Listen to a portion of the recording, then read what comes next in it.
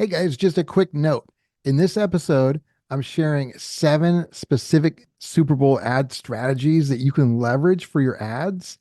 But before that, I'm talking about all the different commercials and the ones I liked and why I like them.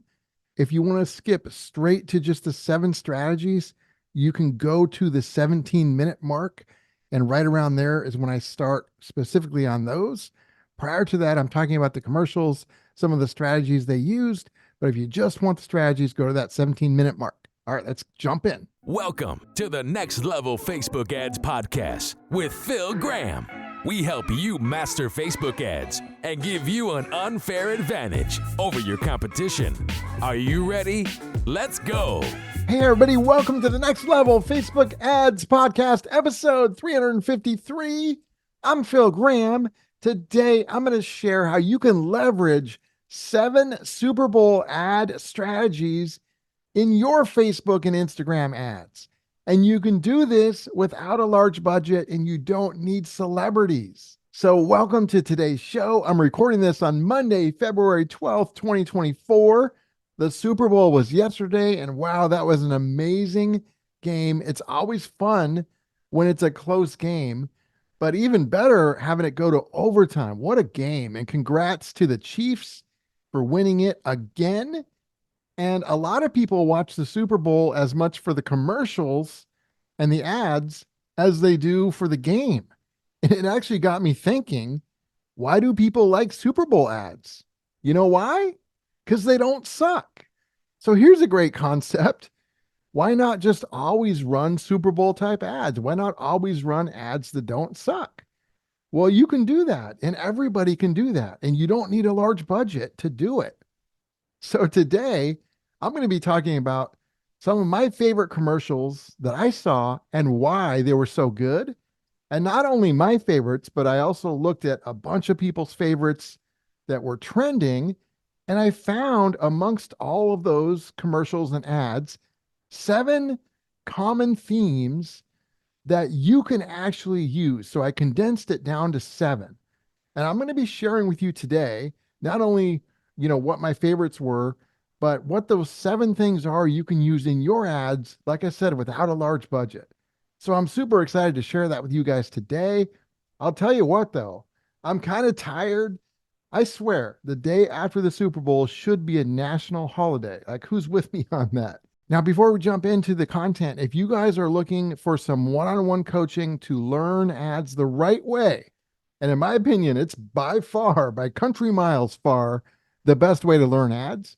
If you're looking to do that, or if you want somebody to run your ads for you, you can just go to my website, philgrahamdigital.com, or you can DM me on Instagram at philgrahamdigital, and I would love to connect with you. Also, a quick little note. On my website, you can go to the podcast link, or you can go to philgrahamdigital.com/podcast, and we've updated and upgraded our podcast page. It looks so much better, and it's so much better in many ways. There's show notes on there. There's previous episodes. We've even got some older episodes that were some favorites, like my episode with Neil Patel that you normally can't access anymore. We got that on there. So go and check that out as well. So with that being said, let's jump into the content and talk about these Super Bowl ads. One of the things I wanted to mention is the ad that I think I saw the most was for Temu. And by the way, every 30-second ad was $7 million. So there was some big spending going on yesterday during the Super Bowl. So Temu ran a lot of ads. I don't know how many, but it was at least 4 or 5, maybe more. And one of the things that did for them is by seeing them kind of over and over again, it can condense how long it takes to know, like, and trust a brand. And so that's one tactic right there, except you don't have to spend all that money because you can do this with normal prices on Facebook and Instagram consistently. But the more people see you, the more they're going to feel like, oh, these people have been around. I've seen them a bunch of times. They're credible. They're relatable. And that's what Temu, I think, was trying to do in a way by running lots of Super Bowl ads. It's just they had to pay a lot of money for it. You don't have to. But I wanted to mention that's the ad that I think I saw the most. So what I'm going to do is I'm going to talk about some of my favorite commercials and ads. And then after that, we're going to tie it all together with the 7 main strategies and tactics that you should be using. But overall, when I look at the success of the commercials and the ads that did really well, it was about you being you, the viewer, not about them, not about the product, not about the service. It was emotional. There was feelings, there was inspiration, there was education, there was value. They were certainly entertaining and they were funny. Those are some of the traits that are common amongst the Super Bowl commercials that did really well. In terms of what it wasn't about them, meaning it wasn't about their company or their product. It wasn't about their features. It wasn't talking about how great they were. They weren't saying, go buy this right now. Keep that in mind because you're going to kind of remember that theme as I cover some of these commercials that I like. And then those will be part of the strategies at the end. Now, there's probably going to be some that you liked that I don't mention. So the ones I'm mentioning are some of my favorites, but there was others that I liked. I just could not list all of them here because it would be like a 2-hour episode and we don't want that. So if you liked it, I probably liked it too. But let's start with Doritos. It was that commercial with, what was it, Dinah and Maita, which is like what they're calling one of the Dorito flavors. And there's those 2 old ladies chasing that guy, trying to get the Doritos from him. It was super funny. It was fast moving. There was a lot of cuts and it was memorable. And the other thing that I really got from that is it was a little story. It was like a little mini movie in a 30 or 6, I think it was a 60-second commercial. So in a 60-second spot, it was like a little mini movie. Being able to tell stories within your ads are really important. So that was a great one. The next one I really liked was Budweiser. They have historically have done Super Bowl ads quite a bit. They skipped last year, but they're back. And one thing that they have always had in their Super Bowl ads were those Clydesdale horses and then a dog, like a Labrador. And that was cool to see that they kept the same theme. So familiarity makes a big difference. I remember that from previous ads that they've done in the past, and they stuck with that. I thought that was really smart. And they also told a little bit of a story in their ad about delivering the beer with the horses, and then the dog finds them like normal. Like that was just classic Budweiser. It's what you would expect.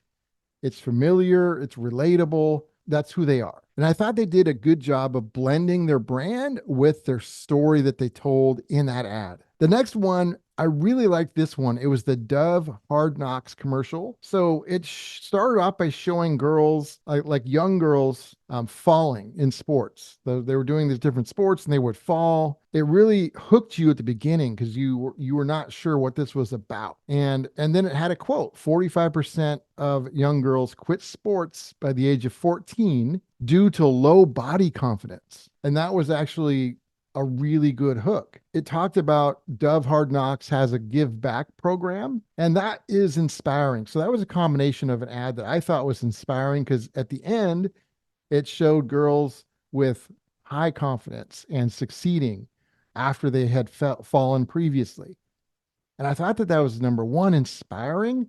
And I also liked that Dove, they didn't talk about their soap, right? They were actually talking about giving back. And this is something that any brand can do. You don't need a lot of money to do it, but they stood for something. And that was a big part of that commercial. But the reason why I think it worked really well is because it had a great hook. It was inspiring. It was memorable. And it was just really, really good all the way around. So well done for that Dove Hard Knocks commercial. The next one I want to mention is the E-Trade Babies. So you had babies playing pickleball while talking about retirement. How's that for a hook? Also known as a pattern interrupt. It's something that you're not used to seeing. You're not used to seeing babies on a pickleball court talking, much less talking about retirement. So that was actually very interesting and also very funny. Good job to E-Trade. Next one is the Google Pixel phone. Javier in frame. All right, this was really good because it was about somebody who was visually impaired. And I guess what this phone helps you do is it can tell you when something is in the frame and when it's not. But the really genius thing that Google did here was they didn't just explain the feature to you, they showed it to you. They didn't tell you how they solved the problem. They showed you how they solved the problem by having Javier take pictures during different moments of his life in this commercial, in this ad. And that really brought out lots of emotion. You're seeing special moments. You're seeing how this phone can capture them, even though he had a hard time seeing them. And they focused on the benefits and the emotion of that versus the features of the phone. And I thought they did an amazing job. It was very like a feel good, inspiring, happy kind of a commercial. And I thought that the way they did it was just genius. So very well done to Google on that one. The next one I want to talk about is the He Gets Us commercial, where it had people washing people's feet. That was definitely something very different. You had some images that were really moving, different races, different types of people washing somebody else's feet. You're not used to seeing that in an ad. And it really had a strong message at the end. It said Jesus didn't teach hate, he washed people's feet. It got you to think. It was positive, it was inspiring, it was like a pattern interrupt. And then at the end, they had a website link. I like how they added in the website link to it. I was surprised how few commercials actually did that. They missed a huge opportunity, but this one got it. The He Gets Us, very well done on that. Next one I really liked was the Hellmann's Mayo Cat. I'll tell you, sometimes I can just tell which ones I really liked by the ones I remember the most the next day. This is definitely one of them. I mean, I'm going to remember that cat meowing and it sounds like mayo. I'm going to remember that for a long time. So that was just very, very funny. I'm still laughing just thinking about it right now. It was both memorable and funny. And the fact that the part you remember is the cat meowing sounding like mayo, and it's for a mayonnaise brand, is pretty darn good. Now, they could have gotten the Hellmann's name in there a little bit more, but either way, I thought that was a great commercial and they did a great job with the cat and very, very memorable and funny. The next one is Verizon and Beyonce. So Verizon did a great job teaming up with Beyonce. I believe Verizon paid for the entire commercial and probably paid Beyonce to be in it as well, even though she announced some new music. So she got a huge benefit. She's very smart. So that was using what I call borrowed credibility, combining two credible things together. I'm going to talk about how you can do that later without having to have a celebrity in your ads, by the way. But it also was very smart to show the power of the Verizon network in a very creative way, because Beyonce was essentially trying to break the network with her launches and the things she was doing. And they were saying, nope, it's still up. It's still up. That was a great job of telling the story of their strong network. I thought that was a really good ad. The next one I really liked was for the Kia EV9. That commercial was great. It really was moving and emotional. It started off with the dad watching his daughter ice skate at what looked like a really big event. And the seat next to him was empty. And then after the event, he drives with the daughter in the Kia EV9 to grandpa's house, who is in a wheelchair and kind of getting older and couldn't be there. They get to grandpa's house and the daughter does like a skating event right out the window for grandpa, who's inside. And the Kia, he plugs it in, the dad plugs it in, and it lights up the outside. And the grandpa sees his granddaughter skating. And it was just a really moving and emotional, just amazing commercial. The scenes, the words, the music, it all matched. And it also did a really good job of tying in a really great feature, which is the EV power. And it tied that into like using that in life and combining that with emotion. And they just did an amazing job. Very well done, Kia, on that. Okay, a couple more. We have a Microsoft Copilot. That one was really good. It had an immediate relatable hook. It started off by saying, they say you will never start your own business or make your own movie or do this or do that. You know, they had a bunch of things saying that. And that was a really good hook because a lot of people kind of believe that themselves, or people tell them that they can't do something. And Microsoft Copilot went right at that. And then it inspired you and showing you how Copilot could help you. And it showed it in action. I thought that was really good, super inspiring. I liked that one a lot. Next one is Popeyes with Ken. I don't know how to pronounce his last name. Jeong. Anyway, he's super funny. And so that's borrowed credibility that they use. Good job, Popeyes. And then also, it was relatable and funny. Like I still remember the iRobot vacuum kind of chasing him. He was like trying to get it to stop. I don't know if you guys have an iRobot, but I mean, sometimes it does feel like it's coming after you. And so I thought that was really funny, very memorable. So good job by Popeyes using humor and also borrowed credibility. Okay, we're down to our final two. Next one was Holland America cruise ship. Now, I'm not sure if this was regional or if everybody got to see this, but this did a good job. It was a cruise ship, but they didn't really show the inside of the ship or anything like that. They showed Alaska. They showed like whales in the ocean and amazing glaciers and stuff like that. They did a good job of showing what people really go on a cruise for is moments and memories and things like that versus not showing like the features of the ship and all that boring stuff. So I thought Holland America did a really good job with that. And then last but not least, DoorDash. So they were really smart. They were going to give away all the products that were in the Super Bowl ad commercial. So they're doing a giveaway, which anybody can do in normal ads. It's really cool. And they did a good job directing people to their website. And they had a big long code, which was kind of funny. But the main thing is number one, a giveaway. Number two, they really focused on pushing people to their website, which I thought was a big error that a lot of other companies didn't do. Like they made that error. They didn't get people to their website. DoorDash did a great job with that. That was really smart. And I thought that was a good commercial. And then lastly, on commercials, I thought there was supposed to be one kind of about Taylor Swift. And so I looked up online and I saw one, but I swear I didn't see it yesterday during the Super Bowl. It was about bringing dads and daughters together with football. And I watched it online and I thought it was amazing. Great, great commercial. It might have been my favorite had it been on the Super Bowl, but we did not see it. It was not on our broadcast. I'm not sure if it was on yours. So let's tie it all together for you guys and kind of wrap it in a bow and make it actionable for you. What was it? It was not product focused. It was focused on emotions, feelings. It was memorable, and there was lots of differentiation.